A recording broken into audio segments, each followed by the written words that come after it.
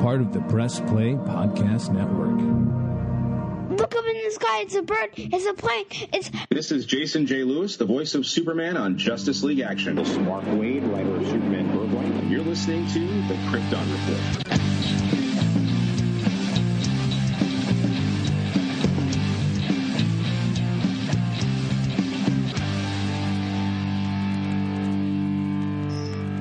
Welcome to the Krypton Report. I am your host, Tyler, the Superman of Blue, the Man of Tomorrow. And with me today is going hopefully to be James, because technical problems. I'm using my remote studio because of technical issues. And we have a special guest.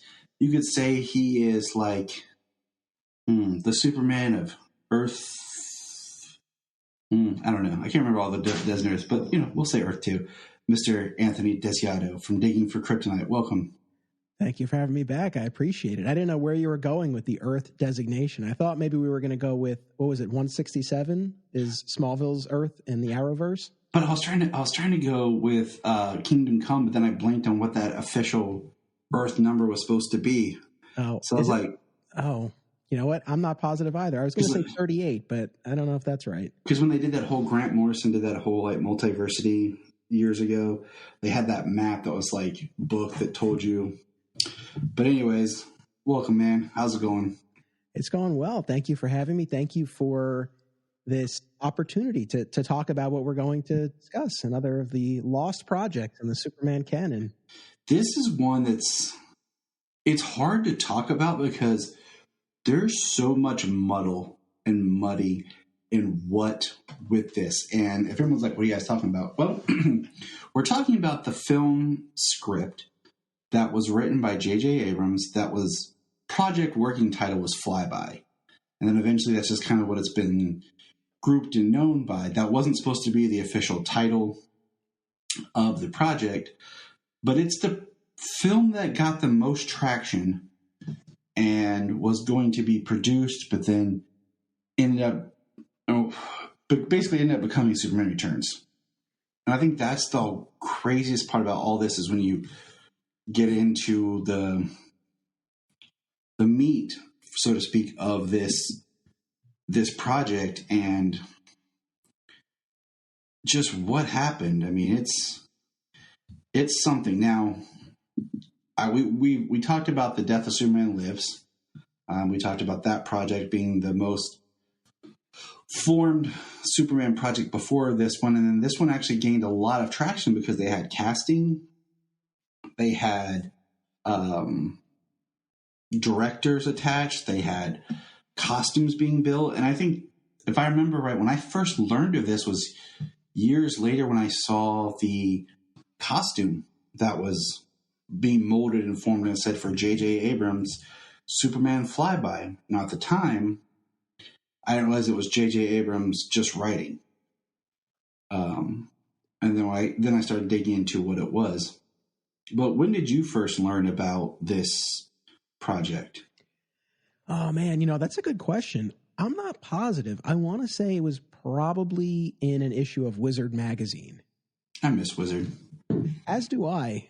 It went downhill, I think it's fair to say, in its final years, but for a time, man, I was totally on board with Wizard, and especially in the days, even though the internet existed, but you didn't have the level of coverage of the comics industry or as much of an opportunity to have conversations about what was going on in comics. So to have something like Wizard was really cool. I definitely look back on it fondly, especially Wizard at its best.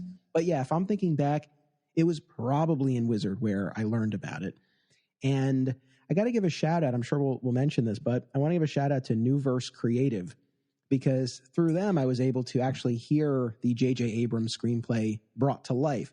So Newverse Creative, it's NEU, Newverse Creative, and they're on all the major podcast platforms and on YouTube. And they do audio dramatizations of these unproduced screenplays. And they first came on my radar when I was covering the Tim Burton, Nick Cage, Superman Lives movie on Digging for Kryptonite, and they did versions of both the Dan Gilroy and Kevin Smith screenplays. And it's a great way to get a feel for this because, no, you're not seeing it, theater of the mind and all that, but at least you're hearing the dialogue and the music and the sound effects. And I think they do a really great job of bringing it to life. And that's the primary way that I experienced Superman Flyby, was by listening to their audio dramatization of that. So it's a great thing to have out there. I really love it. Oh, I totally agree, because I always hated like when you'd be like, oh, the script leaked, and you'd find it, and then like you'd find out it's a bogus script. So you just wasted all this time, and it was like some fanfic script, and you're like, oh man. But I listened to it as well, and what's fascinating is there's actually 2 drafts of J.J. Abrams' script, and the first one leaked years ago when it was in pre-production, all that, and got a lot of negative feedback, which we'll get into. And then, in the process of this project, the script was supposed to be turned over to somebody else to do a rewrite on it, but I guess that never happened. Like, I never got a full rewrite draft. So I'm going to try to give some history and context about this, and we'll go from there, okay? Turning in his script in July of 2002, J.J. Abrams' Superman Flyby was an origin story, okay? And Brett Ratner was hired to direct in September of 2002. He originally expressed interest in casting an unknown lead. Filming was supposed to start in 2003. Josh Hartnett was one that was approached. We'll get into all the casting people, but at one point, Christopher Walken for Perry White. I'm trying not to give too much away because I have all these convoluted notes here, but some other people that had met for it was Brendan Fraser, Jerry O'Connell, James Marsden, even Ashton Kutcher was at one time approached, David Boreanaz. But Ratner dropped out in March of 2003, and McGee came on. McGee was attached for a while, and then basically, to shorten it up, is the production changes hands between McGee, Brett Ratner, back and forth on who's directing, who's not directing. At one time, they both thought they were hired to direct. And then eventually Bryan Singer comes in and takes and changes everything. I mean, it is really, really confusing. It's really convoluted. Much like, when we talked about The Death of Superman Lives, and we looked at how you had these people doing these projects, but they were each working on the 3 different script versions. You had the Kevin Smith to the Wesley Strick to the Dan Gilroy. Here we have director, and they're crossing paths, and they wanted to shoot in Australia, but it goes that McGee couldn't. He had a fear of flying, so he wanted to shoot in Toronto, and it's just a bizarre situation. So I'm not trying to get too bogged down on production, but just to say that production was all over the place. There was all kinds of rumors for Lois Lane, but there was never really a front runner for Lois. And one of the front runners who was looking at for Lex was Robert Downey Jr., which is fascinating. What? I think he's joining us. Hold on, ladies and gentlemen. Hold your breath. James, are you there? James, I see you. Are you with us? Have you joined us in Krypton? And he's gone. And he's gone, just like that. Death of Superman. We will miss you. So all this to say, like, it's a fascinating, like, I don't have the note-taking ability to break down the production side of who was involved with what, when, but we do know they worked on making a suit. The suit artwork will appear on the artwork for this episode. The suit looked pretty good. Mm-hmm. It didn't have trunks. I want to point that out here. We're in early 2000s. It didn't have trunks. Now, with the Robert Downey Jr. casting, one of the biggest things I've read people talking about was they're glad that this movie didn't get made. Because had it got made, it could have really destroyed the careers of J.J. Abrams, where he ends up, Robert Downey Jr., where he ends up, and some others. So it's very, very fascinating. Yeah, for sure. And on the Robert Downey Jr. front, listening to the audio dramatization, but before I had done more research on this unmade project, I'm listening to the audio play and I'm thinking to myself, man, Lex sounds a lot like Robert Downey Jr. And then, of course, doing more research, it said, oh, okay, that totally tracks. And I appreciate the attempt to have the actor portraying Lex in the audio play sound like Robert Downey Jr., because it definitely gives you a feel for what a Robert Downey Jr. Lex Luthor would be. That's you, by the way, that beeping, correct? Yeah, it's James trying to reach out. I figured, but I was like, oh no, I hope I don't have anything going off on my computer. No, poor James had all kinds of technical issues. He might be using his heat vision. So I don't know, poor guy. This is the fun. Wait, maybe now. Maybe. Please, James, we need you. You're our only hope. So we're going to get into the script, and we'll kind of plug a little bits of production as we go, of who and what. But I highly recommend everyone. I'll post this with my show notes. This documentary I found on YouTube that really broke down more of the production stuff. Was this the 10-minute one or the hour one? Because it's the hour one. The hour one. Okay, I watched the 10-minute one. I didn't watch the hour-long one. But the 10-minute one, it's great, but the hour one was fascinating because it really broke down to which director was involved with what, where, and then the last part of it actually gives you a summary of the script. I'll just say, you mentioned some of the feedback that you read online. I guess ultimately I fall into the camp of, I'm not heartbroken that this movie wasn't made. It is fascinating when you look at this and Superman Lives and just the totality of the development hell that a Superman feature film was in for all of those years leading up to Superman Returns. And what's funny is, and again, I talked about Superman Lives on Digging for Kryptonite, and you and I also talked about it here on Krypton Report, that with both Superman Lives and Flyby, you had these attempts to reinvent the franchise, and what you ended up getting, and I am a fan ultimately of Superman Returns, but Superman Returns was such a, reverent classic take meant to evoke the Christopher Reeve movie. So for all of these attempts to do something different, we actually ended up getting something very traditional, for better or worse. Again, for me, I would ultimately land in the camp of for better, because I've really come around on Superman Returns in a lot of ways. But I will say that having spent a lot of time now with Superman Lives, watching the documentary and listening to the audio plays of two different versions of the screenplay and listening to Kevin Smith talk about it for years and all that, I do think there's this misconception with Superman Lives that it would have been such a departure from traditional Superman stories. And I think the casting of Nick Cage would have definitely given it a far more different and offbeat vibe. But in terms of the story that was being told, I don't think it's as non-traditional as people might think. Whereas listening to the Flyby story, and I had known the broad strokes of Flyby before I went into this prep, but there's at least one, a few others, but I think at least one major radical departure from established Superman canon. So when you look at these projects, again, I think if people look at the Tim Burton, Nick Cage one, it's like, oh, that would have been so out there. I don't know. Check out Flyby, because that one really, really took some liberties. We're going to press pause and hear a few words from our other podcasts on Press Play Podcast Network.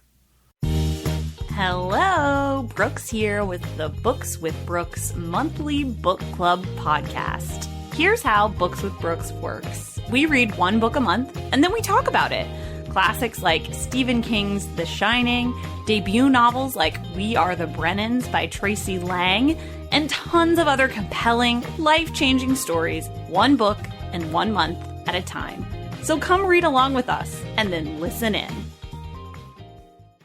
If you are like Tyler and James and can't get enough super talk, Check out these other podcasts: Digging for Kryptonite, Supergirl Radio, The Last Sons of Krypton, the Superboy Legacy Podcast, All-Star Superfans, Superman the Animated Podcast, The Aspiring Kryptonians, Always Hold On to Smallville, The Geek of Steel, and Truth, Justice, and Hope. Remember to check out Krypton Report on all social media platforms. Go to linktree.com/Krypton Report. You find out all of our information. $1 a month, you'll get extra special content that you don't get on the main show, like movie commentaries and whatever else comes out of our mouths. So check it out, patreon.com/Krypton Report. This is Dan Jurgens, and if you want to have a good time, keep listening to the Krypton Report. You talk about departure, and I think I've said this before when you and I have recorded on different things. When you watch a film, most films in itself are Elseworlds tales. But when you watch a movie, you want it to be the purest, best representation of your character, so that if someone were to say, who is Superman or what is Superman, you can kind of point to that film or that story and be like, that's it. You don't want your movie to be a take or a Elseworlds departure. With that being said, I wanted to beat you to that. I think Flyby would be a fascinating Elseworld comic or animated movie. But for an actual Superman film on screen, I am very happy that this didn't get made. Because I don't mind some changes, some differences. I don't mind additional new characters, but I don't like stuff that doesn't make sense. Or when you say, hey, I want to write this story, but everything you're putting in the story is not true to the character or true to what it is. So that's just how I feel about this. Yes, I'm with you. So the big thing that we've been dancing around, would you like to lay it out? Would you like me to? Shall we dive in? I will lay it out. And this is, so trying to do the summary of this was hard without giving details, but here we go. The script is an origin story that included Krypton in a civil war between Jor-El and his corrupt brother, Kata-Zor. Before Kata-Zor sentences Jor-El to prison, Kal-El is launched to Earth to fulfill a prophecy. Adopted by Jonathan and Martha Kent, he forms a romance with Lois Lane in the Daily Planet. However, Lois is more concerned with exposing Lex Luthor, written as a government agent obsessed with UFO. Clark reveals himself to the world as Superman, bringing Kata-Zor's son, Ty-Zor, and 3 other Kryptonians to Earth. Superman is defeated and killed and visits Jor-El, who committed suicide on Krypton while in prison. In Kryptonian heaven, he resurrects Kal-El, who returns to Earth to defeat the 4 Kryptonians, while the script ends with Superman leaving on a cliffhanger back to Krypton. Yeah, everything I just said was crap. Like, straight up garbage. And I'm sorry, JJ. Like, I think that the radio drama pulled more from the second script, because there are some slight changes. But first of all, I don't like the idea that he's Prince Kal-El at all. I don't like that he's Kryptonian royalty. Because I'm not a fan of like the concept of like the one, like the chosen one all the time. You know, that was one of my problems that I didn't like about in The Amazing Spider-Man, where only Peter could have been Spider-Man because of his DNA. I don't like that at all. And I like the idea that Jor-El was just a scientist. He had a mark of, grandeur, but at the same time, he wasn't the ruler, and he saved his son. Second of all, the fact that Krypton doesn't blow up diminishes so many elements of what the point of the Superman story is. It takes away the Moses messianic, type prophecy side. It takes away so much of what builds his character and what drives the story. forcing a new character to be his brother, Katazor. No, like that makes me mad. He has a brother. If you want to, you could write a really good, something between the two brothers that are fighting. Fine. But you create Tyzor. Now, Tyzor could be a cool new character if he's kind of in the vein of just being some Kryptonian soldier. Once we're not, kind of like, like I said, like, they do little things on TV, like in Superman Lois, introducing Tal-Rho. That was fascinating. But once again, if you look at that idea of like the perfection of just that one singular movie story, I don't know, and then in one version of the script, Lex is straight up Kryptonian. And then later it's changed to where he finds a Kryptonian probe pod soldier when he's younger and gets knowledge, and that's how he builds LexCorp. He's been searching for Kal. I don't like it. And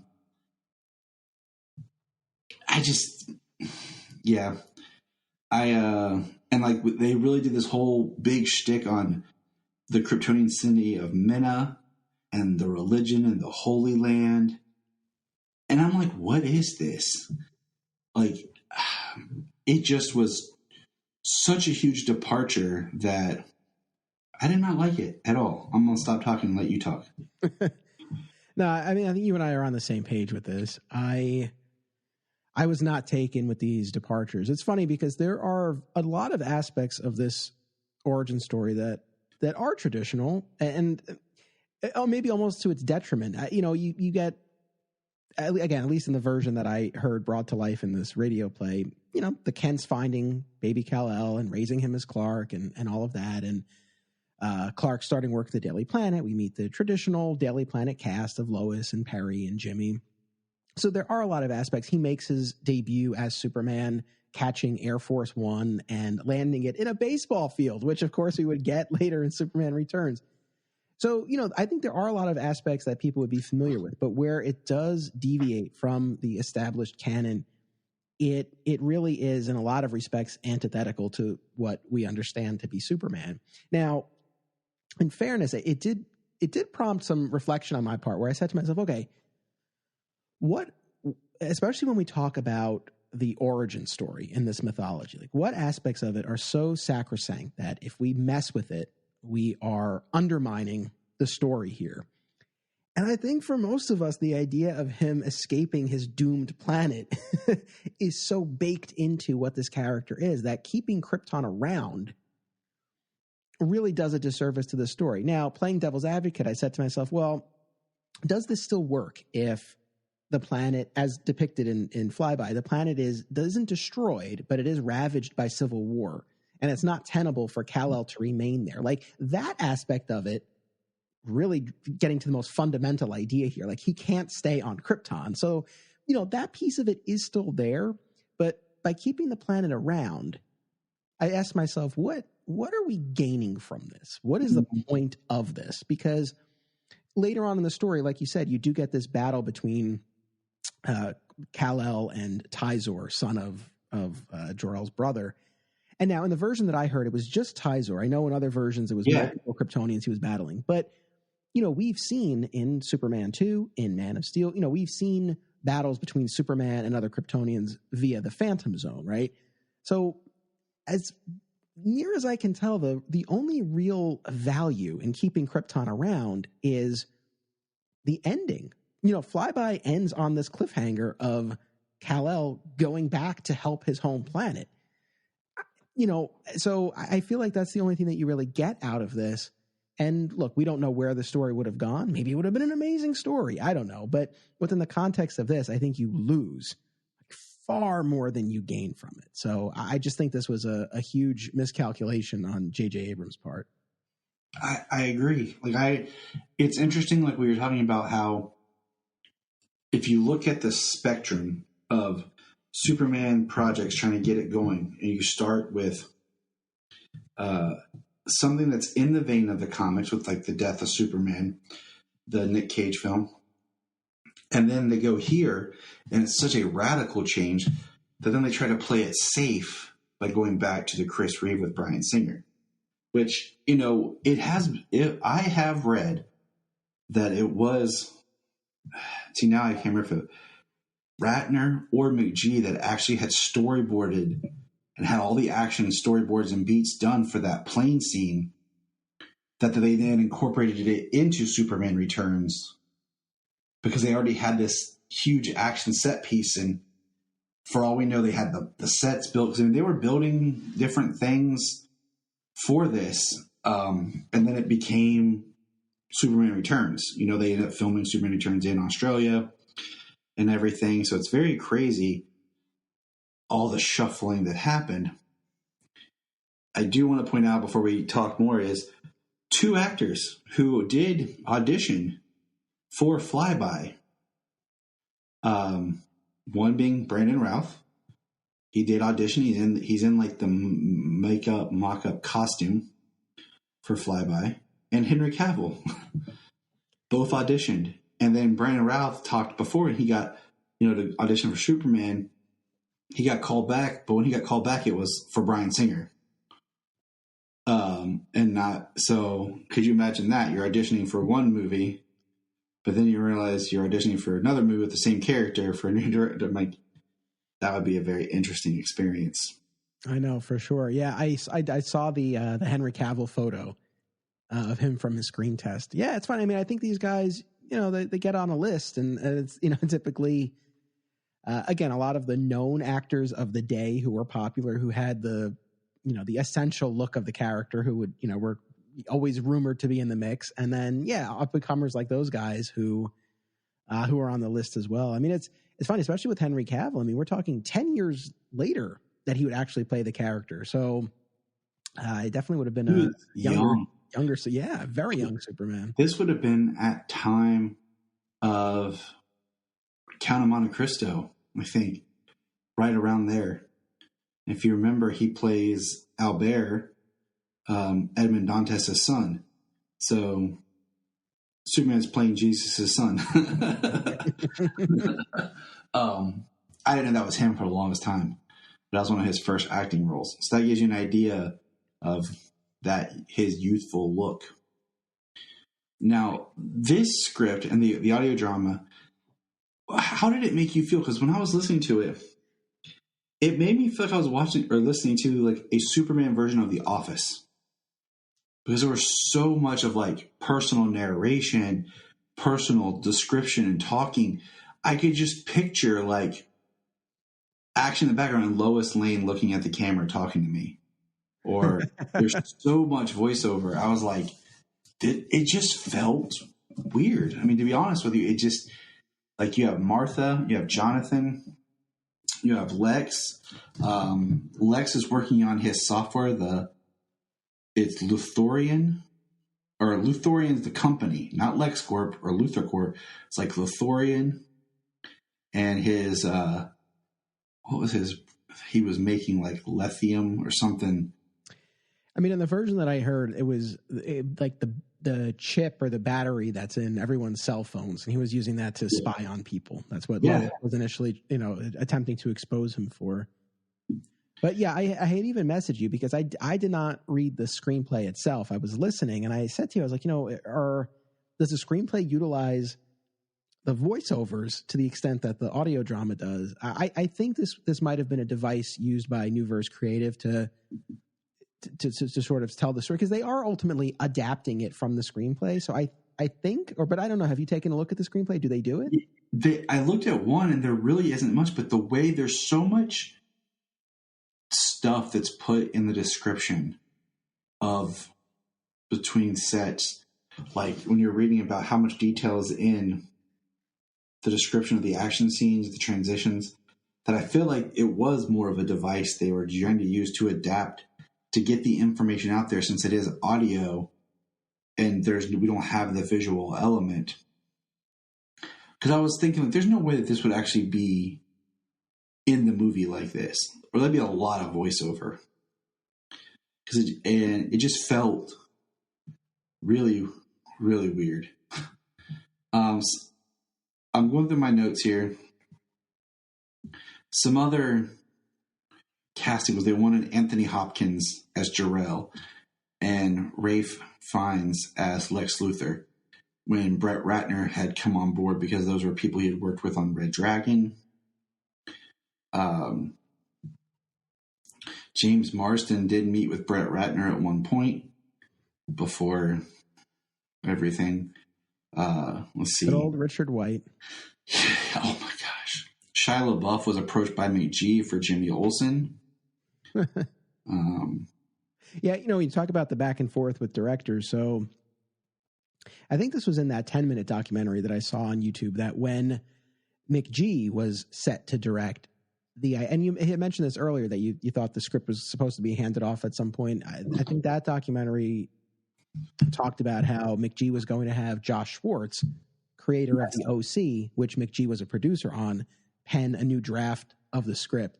And I think that at the time, some of the OC actors were sort of in McG's mind. The one in particular was Michael Cassidy, who played Zach in season 2 of the OC. So yeah, I know a lot of what ifs, and especially when we talk about the casting, since this was all so preliminary. A lot of different names in the mix there. Michael Cassidy, who would later go on to be, Grant Gabriel / Julian Luther, and then Jimmy Olsen in BVS. That's right. It was short-lived, but he was there. And in the ultimate cut, more so. I like Michael Cassidy, so when I saw him pop up, I was like, sweet. Oh, dang. I love Michael Cassidy. I enjoyed him on Smallville. I really liked him on the OC. I got to tell you, though, so not just a quick tangent, but Melinda Clark and Rachel Bilson from the OC, they've been doing their Welcome to the OC Bitches OC Rewatch podcast. And they've had Michael Cassidy on a couple of times as a guest talking about his episodes. And he is so funny. Like he's been their best guest. So I'm primarily a fan of Michael Cassidy now, I think, from his appearance on the podcast. He's been great. No, I love that guy. Did you ever see his show on TBS, Men at Work? I did. I did too. I feel like I was the only person who ever watched that show. I don't think there were a lot of us, but I did watch.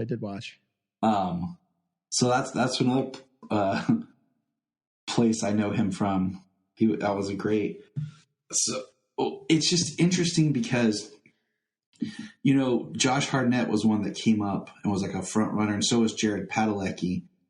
And I kind of see it, but I told my buddy, I said, Hartnett is a great actor, but for Superman, he wouldn't work because in his eyes, he doesn't have the eyes of Superman. They're more intense. They don't have the softness that you need for Superman. He would work great as a Kryptonian villain. But I mean, all in all, the whole Tyzor, okay, we're talking about casting, was actually being cast, and the front runner who had been cast at one point for one of the directors was Joel Edgerton. Oh yeah, that's right. I blinked for a second, but yeah, Joel Edgerton, who would go on to be Uncle Owen in Star Wars, in Revenge of the Sith, and in the Clone Wars, and then now the Obi-Wan Kenobi series. He's done a lot of other stuff too, but that's the nerd side. He did. Did you ever see Warrior? I did, with Tom Hardy. Yeah. That was a good movie. Yeah. That was very under the radar, underappreciated. Yes. I had a buddy of mine from law school for years was always on me to watch the movie. And I eventually did one day on my iPad on the train. And I was like, all right, let me finally watch this. And it was really good. It was, I think I watched it on my iPad at work. Because it was one of those, I was like, okay, like when I was working at a call center, we wouldn't get any calls for a while at night. So I'd pull out the iPad and watch something waiting. But, the script, I think one of the most interesting parts in the script that I actually did like is how Clark kind of first meets Lois. Yeah, that was interesting. This whole meeting outside of a college frat party where a little bit of an age difference here. So Clark is a senior in college, undeclared, which they talk about in conversation. And Lois is a high school senior there checking out the school with one of her friends. And so they have this little meeting outside, and she points Clark in the right direction, right? She talks about her aspirations to be a journalist, and that lights a bit of a fire under him, and he eventually ends up with the Daily Planet. I like that. I like that well enough. But I liked it because I like the idea of he meets her at a young point and she actually inspires him. And then you have kind of this humorous scene later where they get back together, like when he's at the Daily Planet. It's the feeling of he wants to tell her he's Superman, but she's not going for it. Like, she thinks he's trying to tell her that he's attracted to her, and it just kind of plays that awkwardness where she's like, "Oh, Clark, no, I'm not dating. It's not just you, seriously." Like, and it's funny because she's like, "If you would maybe get LASIK, and get rid of the glasses and do something with your hair, you're not bad looking." All this, like, it was a good scene. I would love to see actually acted out, because I felt Lois was written really well. How did you feel about the Jonathan Kent death? Didn't care for it. Look, I know, I know when we talk about Jonathan Kent dying on screen, a lot of us, especially recently, we go to the Kevin Costner version in Man of Steel. And I know there was a lot of frustration among the audience with how that played out. But here, well, man, this really bugged me, where he dies off screen. And we find out that he was listening to the radio and heard about Clark making his debut as Superman and was so excited as he ran in to tell Martha about it. He had a heart attack. I'll say this. At least he was so excited to hear about Clark. I thought initially this was going in the direction he was just scared for Clark and he died. Yeah. But either way, it puts this huge guilt on Clark, so much so that he's not even sure if he wants to be Superman again. But the fact that it happens off screen and you don't get any sort of farewell moment between them, I thought that was such an odd choice, man.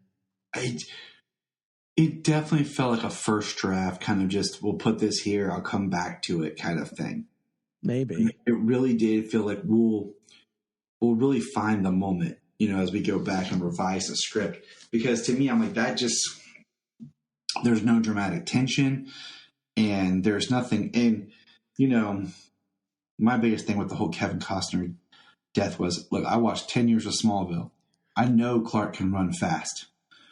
He could have very easily grabbed his dad, ran through the hurricane or the twister tornado and ran back around and had, before anyone knew what happened. And that's the thing. I don't want to go on a huge tangent with this because I've talked about this a lot on Digging for Kryptonite. I think that I can appreciate the intent of the scene and the intent that Jonathan would rather die than have his son reveal himself to the world at this point in time because the world isn't ready. So I can look past a lot, but I do agree. I think in the execution of it, whether it was just the staging or the setup, whatever the case may be, it's hard as an audience member, and especially as Superman fans, to sit there and not say exactly what you just did. It's like, well, just do it at super speed. No one will even see. I think there needed to be something else set up in that scene to account for why the only way for Clark to do this would be to reveal himself. And people would still have problems with it because they would still say, well, he still shouldn't let his father die. Fair enough. But I think that would have gone a long way if it were clearer that he really only had the choice of letting him die or revealing himself. Because I think that's ultimately the tension. That's the intent of that scene. And it ties into the central theme of the movie. So I think it works in a lot of ways. But yes, the way it plays out, it's hard not to feel frustrated. I get it. But all in all, there's, you said, we can kind of wrap up here with Flyby because I didn't like it. I mean, I'm not going to spend a whole lot of time going on. I do want to talk about it just because it is one of those pieces. And I think next year in 2023, I'm going to do an episode where I'll really break down and go into a little bit more details on Justice League Mortal. So that's the other major project that had substance to it. With the script, the casting, the start of production, all that. But all that to come back to, I do like Superman Returns. There's a lot of good in it. There's things I wish it would have been different. But I don't think I would have liked this. I think had it come out, I would have enjoyed it for spectacle. I would have enjoyed it just for having something. But then when I really sat back, I think I would have been very disappointed and hurt and upset. And, I usually try not to allow these things to get to me too much, but I think this one really would have bothered me and stuck with me because it is so much of a departure from just who the character is, his origin. It's not like you're tweaking little things, like Krypton blew up because of Brainiac, or Krypton blew up because of their own piety. Okay. In the end, Krypton still blew up. So, you're tweaking why it blew up, or Krypton was, blew up because of Rogel's art. You know what? It's so funny you say that, because I was going through the same calculus earlier. And when I was asking myself those questions of what is so central to this story and what can be changed. And I talked about how I was not a fan of the Rogel-Zar aspect introduced by Brian Michael Bendis in his run. But at the end of the day, yes, regardless of what's ultimately responsible for Krypton's destruction, Krypton is destroyed. It'd be like if you told a Batman origin story and the Waynes lived. It's just like, how does this work? This is just undermining the core of this origin story. I think it's very tough. I think it's very tough to get past. So I'm with you. I don't look at this and say, oh, I wish we could have seen this. Whereas I will say, and I have said, that I wish we could have seen Superman Lives. At the same time, I would not necessarily want Superman Lives at the expense of Superman Returns or the Snyderverse. And if getting Superman Lives means Butterfly Effect, we don't get any of those other movies, then I'll keep what we got. But if there's some universe where we could have seen Superman Lives and then Superman Returns still would have come out as it did, I would love to see, because I think there was a lot there that was interesting, but that didn't fundamentally shatter the Superman story. And I was like, man, it would have been a little weird, a little offbeat, but it's like, it would be kind of cool to see. I don't really feel that way about this one. So, yeah. I think it's, I'm with you. I think if they ever did an animated adaptation or something like that, or a comic book adaptation, that could be cool to see. I would prefer that they did Superman Lives first. And it's baffling to me that they haven't. It's so crazy to me. But I feel like that's an untapped market. I've said that for a long time. Like, I feel like they did direct to HBO or direct to video, for a while, they did like the Return of the Cape Crusader. Yeah. Animated film. If they did like unproduced scripts as animated films, because there's some very talented voice actors that can sound like the actors that had originally supposed to be cast. I think that would be an immense just well of what ifs that people could sit back and think, oh man, that was cool. But I'm with you. I get the idea of wanting to do something different with this. And I'm kind of curious about if you were to approach JJ now and were to like, hey, what would you do for Superman now? Where he would come from, if he still would want to do this, or if he had a different idea. But Flyby just does not work for me. It's a fly no. It's a hold the nose down. Well said. And they also, I know you had mentioned this earlier when you gave your breakdown of the whole thing, but they do cram in an aspect of the death of Superman, i.e. Tyzor killed Superman, and it's this Kryptonian afterlife reunion between Kal-El and Jor-El, who has just committed suicide in the Kryptonian prison that he's in, that is able to revive Superman. So he's only dead for like a few minutes, the way it plays out. So that's the other thing too. At least in the Tim Burton movie, you got a battle with Doomsday. Yeah, it was far more faithful to the source material. And I'll say this in closing: generally speaking, I don't feel like this slavish devotion to the source material is the only way forward. And I think especially in an adaptation, there have to be some liberties, and you have to find some new angle and a way to present the material that in theory will be appealing to the mass audiences. But this just felt too far. And again, I just don't know what value you really get out of this, other than, again, being able to set up the return to Krypton, which they do at the end of this movie. But there are other ways to achieve the same result. And well, you and I will be talking on my podcast next year about New Krypton. And we've seen the New Krypton story where there's this lost colony whether it's Kandor or otherwise, of Krypton that's out there. So there are ways to still, I think, achieve the same effect without blowing up the origin story, which this movie does. So fly no for me as well. Yeah, I can't say it much more than that. We could spitball for a while on what could have been or what should have been, but that's why I said I don't want to spend a whole lot more time, because it's not fascinating and exciting and like the good. It's very much more like fascinating of the bad with just some of the choices. But well, look, it didn't get made, and I know there was a lot. Again, this movie was in development hell. There was a lot of back and forth, changing out of people. I think I even forget at this point whether it was, I think it was Ratner who was having clashes with producer John Peters. So there was a lot that everybody has clashes with producer John Peters. Yeah. But I think too, maybe even putting all of that political maneuvering aside, I think just looking at this, there's a reason why it didn't get made. And maybe even if those other stars had aligned, maybe this still would not have gotten off the ground. I don't think this was where it needed to be creatively. So again, I don't think it's any great loss. And I'm with you. I think that's pretty much all I have to say on the subject. Well, Anthony, thanks for being here. Where can people find you? Thank you. No, I appreciate it. So Digging for Kryptonite is my main Superman podcast, available on all major podcast platforms. And if you are a fan of the George Reeves Adventures of Superman television series, I also have a rewatch podcast of that called Another Exciting Episode in the Adventures of Superman. And that, too, is available on all major podcast platforms. You have been a guest on both shows. I really appreciate that. And I have even more podcasts and documentary projects. If you go to flatsquirrelproductions.com, everything is listed there. And I hope people will check out some of those projects. I appreciate it.